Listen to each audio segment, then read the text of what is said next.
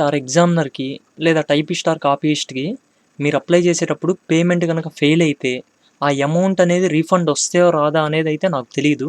మీరు గనక తెలుసుకోవాలనుకుంటే ఈ నంబర్‌కి లేదంటే ఈ మెయిల్ ఐడీకి గాని మీరు కాల్ చేయొచ్చు. లేదంటే మెయిల్ అయినా పెట్టొచ్చు. అయితే మీరు టైం అయిపోతుంది కదా! మేము మళ్ళీ పేమెంట్ చేయాలనుకుంటే నేను మీకిప్పుడు చూపిస్తాను చూడండి. డిస్క్రిప్షన్‌లో ఇచ్చిన లింక్ మీద క్లిక్ చేస్తే మళ్ళీ మీకు క్యాండిడేట్ లాగిన్ కనిపిస్తుంది కదా! మీ యూజర్ ఐడీ, మీ పాస్వర్డ్ ఎంటర్ చేయండి.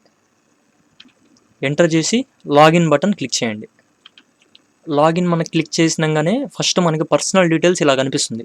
అప్లికేషన్ నెంబరు, మనం దేనికైతే అప్లై చేసామో ఆ పోస్ట్. అయితే మీకు ఇప్పుడు పేమెంట్ స్టేటస్ నేను చూపిస్తాను చూడండి. మనం స్క్రోల్ చేసుకుంటూ కిందకి వెళ్తే ఇదిగోండి payment details, payment mode online, payment status fail. ఇప్పుడు మనం ఏం చేయాలంటే పైకి వెళ్ళేసి అంటే టాప్‌లోకి వెళ్ళేసి ఇక్కడ మనకి గో టు అప్లికేషన్ ఫామ్ అనేది కనిపిస్తుంది. అక్కడ క్లిక్ చేయండి. ఇప్పుడు క్లోజ్ బటన్ క్లిక్ చేయండి. ఇక్కడ మళ్ళీ మీరు ఎంటర్ చేసిన డీటెయిల్సే మీకు కనిపిస్తాయి. సేవ్ అండ్ నెక్స్ట్ కొట్టుకుంటూ నెక్స్ట్‌కి వెళ్ళిపోవాలి. కిందకి వెళ్ళేసి సేవ్ అండ్ నెక్స్ట్ క్లిక్ చేయాలి.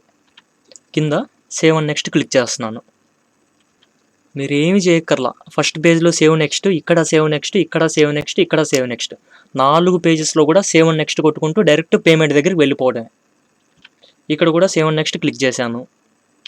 డేటా సేవ్డ్ సక్సెస్‌ఫుల్లీ అని వచ్చింది. ఓకే క్లిక్ చేశాను.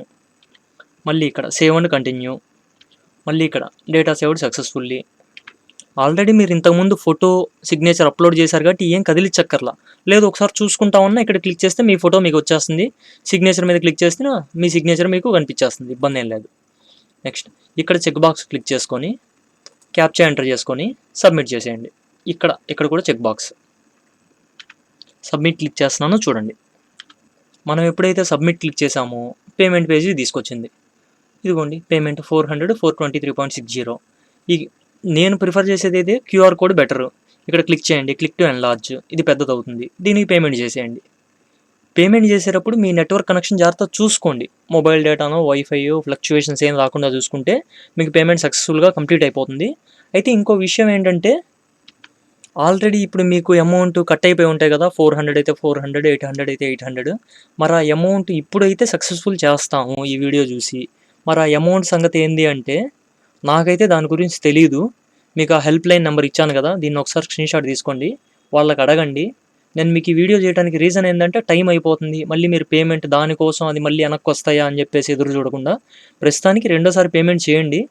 దాని సంగతి వాళ్ళకి ఒకసారి మెయిల్ పెట్టడమో, ఫోన్ చేసి అడగడమో ఏదో ఒకటి చేయండి. Thank you.